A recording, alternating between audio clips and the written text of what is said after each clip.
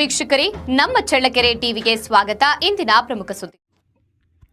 ಬುದ್ಧಿಮಾಂದ್ಯತೆ ಮಕ್ಕಳಿಗೆ ಆರೋಗ್ಯ ತಪಾಸಣೆ ಹಾಗೂ ಯುಡಿಐಡಿ ಕಾರ್ಡ್ ಪರಿಶೀಲನೆ ಮಾಡಲು ಚಿತ್ರದುರ್ಗ ಜಿಲ್ಲೆಯಲ್ಲಿ ಡಾಕ್ಟರ್ಗಳು ಇಲ್ಲದೆ ಹೊರ ಜಿಲ್ಲೆಗೆ ಹೋಗುವ ಸಂಭವವಿದೆ. ಆದರೆ ಜಿಲ್ಲಾ ಮಂತ್ರಿಗಳು, ಶಾಸಕರು ಹಾಗೂ ಸಂಬಂಧಪಟ್ಟ ಆರೋಗ್ಯ ಇಲಾಖೆಯ ಅಧಿಕಾರಿಗಳು ಬುದ್ಧಿಮಾಂದ್ಯತೆಯ ಹಾಗೂ ವಿಕಲಾಂಗರ ಮಕ್ಕಳ ಆರೋಗ್ಯ ಹಿತದೃಷ್ಟಿಯಿಂದ ವೈದ್ಯಾಧಿಕಾರಿಗಳನ್ನ ನೇಮಕ ಮಾಡಿ ಬುದ್ಧಿಮಾಂದ್ಯತೆಯ ಮಕ್ಕಳಿಗೆ ನೆರವಿಗೆ ಧಾವಿಸಬೇಕು ಎಂದು ವಿಕಲಚೇತನರ ಜಿಲ್ಲಾಧ್ಯಕ್ಷ ಮಂಜುನಾಥ್ ಮನವಿ ಮಾಡಿದ್ದಾರೆ.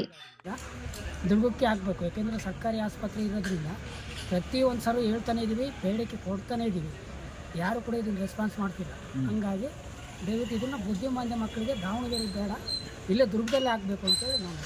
ಬುದ್ಧಿಮಾಂದ್ಯ ಮಕ್ಕಳು ಹೌದಾ? ಇಲ್ಲೇ ದಾವಣಗೆರೆಗೆ ಹೋಗ್ಬೇಕು. ಸರ್ಕಾರಿ ಸೌಲಭ್ಯ ಏನು ಸಿಗ್ತವೆ? ಯುಡಿ ಕಾರ್ಡು ಮಾಡಬೇಕಲ್ಲ, ಯುಡಿ ಕಾರ್ಡ್ಗೆ ಇಲ್ಲಿಂದ ದಾವಣಗೆರೆಗೆ ಹೋಗ್ಬೇಕು, ಎಲ್ಲಿಂದ ಬರುತ್ತೆ?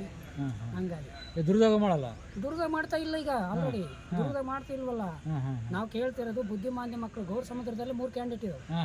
ಹಂಗಾಗಿ ಕೇಳ್ತಾ ಇದ್ದೀವಿ. ತಾಲೂಕಲ್ಲಿ ಟೋಟಲ್ ಎಷ್ಟು ಬರುತ್ತೆ ಕ್ಯಾಂಡಿಡೇಟ್ಗಳಂತ? ಅಣ್ಣ, ತಾಲೂಕಲ್ಲಿ ಭಾಳ ಜನ ಬರ್ತಾರೆ, ನಮ್ಗೆ ಗೊತ್ತಾಗಲ್ಲ.